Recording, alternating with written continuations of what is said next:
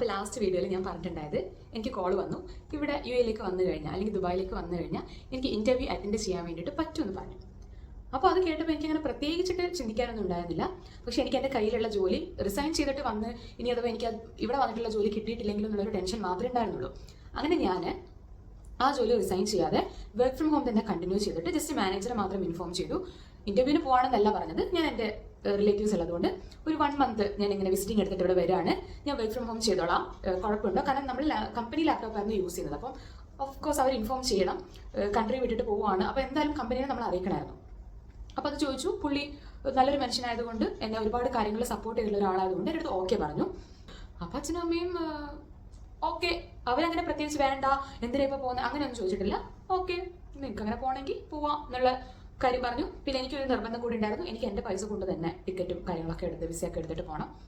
അതുപോലെ ഞാൻ ഇവിടെ റൂം എടുത്തിട്ട് നിൽക്കുമ്പോൾ വീട്ടുകാർ എനിക്ക് ഇങ്ങോട്ട് കാശ് അയച്ചു തന്നിട്ട് ഞാൻ ഇവിടെ നിന്ന് ഫുഡ്, റൂം റെന്റ് അങ്ങനെയൊന്നും എനിക്ക് നിൽക്കാൻ ആഗ്രഹമില്ലായിരുന്നു. അതുകൊണ്ട് കൂടിയാണ് ഞാൻ മെയിനായിട്ട് എനിക്ക് ജോലി കളയാതെ ഇവിടെ വന്നിട്ട് ജോലി കണ്ടുപിടിക്കാം അല്ലെങ്കിൽ ആ ഇൻ്റർവ്യൂ അറ്റൻഡ് ചെയ്യാം, അതായിരുന്നു എൻ്റെ മൈൻഡിൽ ഉണ്ടായിരുന്നത്. കാരണം വീട്ടുകാരെ ഒരു കാര്യത്തിനും അവരെനിക്ക് ഇങ്ങോട്ട് കാശ് തരാൻ തന്ന് അവരെ ബുദ്ധിമുട്ടിപ്പിക്കേണ്ട എന്നുള്ളൊരു ഇതിലായിരുന്നു ഉണ്ടായിരുന്നത്. അപ്പോൾ ഞാൻ പറഞ്ഞു എനിക്കിങ്ങനെ പോകണം, ഞാൻ വിസ എടുക്കാണ്. 1 വീക്ക് കൊണ്ട് എല്ലാ കാര്യങ്ങളും സെറ്റ് ചെയ്ത് ഞാൻ ഇങ്ങോട്ടേക്ക് വരാനുള്ള കാര്യങ്ങളൊക്കെ ചെയ്തു. വരുന്നതിന് ഒരു 1 വീക്ക് മുമ്പാണ് ടിക്കറ്റ് എടുത്തിട്ടുണ്ടായത്. അങ്ങനെ ഞാൻ UAE വന്നിട്ട് ഞാനൊരു 14th എത്തി. 15th ഞാൻ ഇൻ്റർവ്യൂ അറ്റൻഡ് ചെയ്തു. 18th അവരെനിക്ക് ഓഫർ ലെറ്റർ തന്നു. അപ്പോൾ അങ്ങനെ തന്നപ്പോൾ എനിക്കതൊരു വലിയ കാര്യമായിരുന്നു. കാരണം ഞാൻ ആദ്യമായിട്ട് വന്നൊരു ഇവിടെ ഒരു ഇൻ്റർവ്യൂ അറ്റൻഡ് ചെയ്യുന്നു. ഫസ്റ്റ് ഇൻ്റർവ്യൂ തന്നെ ദൈവം സഹായിച്ച് ആരുടെയൊക്കെയോ പ്രാർത്ഥന കൊണ്ടും എൻ്റെ പ്രാർത്ഥന കൊണ്ടും നമുക്ക് വേറെ ആരുടെ ഒരു ഹെൽപ്പ് ചോദിക്കാതെ അല്ലെങ്കിൽ എൻ്റെ റെസ്യൂം കൊടുക്കും, എൻ്റെ റെസ്യൂം ഇവിടെ കൊടുക്കും അങ്ങനെയൊന്നും ചോദിക്കാതെ എനിക്ക് ആ ഒരു ജോലി കിട്ടി. പിന്നെ വിസ പ്രോസസ്സും കാര്യങ്ങളൊക്കെ പിന്നെ അതിൻ്റെ വഴിക്കായിട്ട് അങ്ങനെ നടക്കുന്നുണ്ട്. പക്ഷേ എനിക്കിതൊക്കെ ചെയ്യാൻ വേണ്ടിയിട്ട് പറ്റിയിട്ടുണ്ടായത് എനിക്ക് തോന്നിയ ആ ഒറ്റൊരു കാര്യത്തിൽ തന്നെയാണെന്നാണ് ഞാൻ ഇപ്പോഴും വിശ്വസിക്കുന്നത്. കാരണം ഞാൻ എന്നാൽ റെസ്യൂമിൽ UAE ഒരാളുടെ നമ്പർ മേടിച്ച് കൊടുത്തില്ലായിരുന്നെങ്കിൽ ഞാൻ ഇപ്പോഴും നാട്ടിലുണ്ടാവാം. കാരണം എന്നെ കോൺടാക്ട് ചെയ്യില്ല, ഞാൻ നാട്ടിലെ ജോലി കളഞ്ഞിട്ട് ഇങ്ങോട്ടേക്ക് വരുന്നതിനെ പറ്റി ചിലപ്പം ചിന്തിക്കില്ല. മേ ബി ഞാൻ പിന്നെ എപ്പോഴെങ്കിലും ചിന്തിക്കുമായിരിക്കും, മേ ബി കല്യാണം കഴിഞ്ഞ് കഴിഞ്ഞിട്ട് ചിന്തിക്കുമായിരിക്കും.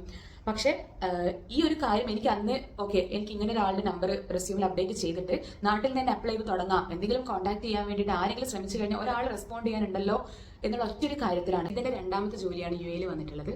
അപ്പോൾ അന്ന് ഞാൻ അങ്ങനെ ഒരു തീരുമാനം എടുത്തുകൊണ്ട് എനിക്കിവിടെ വരാൻ വേണ്ടി പറ്റി. ഞാൻ അങ്ങനെ ഒരു ഡിസിഷൻ എടുത്തത് കൊണ്ട് അതിൽ നിന്നൊരു ചാൻസ് ഉണ്ട് എന്ന് കണ്ടതുകൊണ്ട് എൻ്റെ ടീമിൽ തന്നെ നാട്ടിലുണ്ടായിരുന്ന ഒരാൾ കൂടെ, അതും സെയിം എൻ്റെ ഹസ്ബൻഡിൻ്റെ നമ്പർ തന്നെയാണ് ആളുടെ റെസ്യൂമിൽ അപ്ഡേറ്റ് ചെയ്തിട്ട് ഇവിടെ റെസ്യൂം അയക്കുന്നുണ്ടായിരുന്നത്. ആളും ഇപ്പോൾ ഇവിടെ ജോലി ചെയ്യുന്നുണ്ട്. അങ്ങനെ ആ ഒരു തീരുമാനം ലൈഫിൽ ഞാൻ എടുത്തത് എന്തുകൊണ്ട് നല്ലതായെന്ന് എനിക്ക് തോന്നിയത്. കാരണം അതുകൊണ്ട് എൻ്റെ കരിയറിൽ നല്ലൊരു ഗ്രോത്ത് ഉണ്ടായി. ഫിനാൻഷ്യലി എനിക്ക് സ്റ്റേബിൾ ആവാൻ വേണ്ടിയിട്ട് പറ്റി.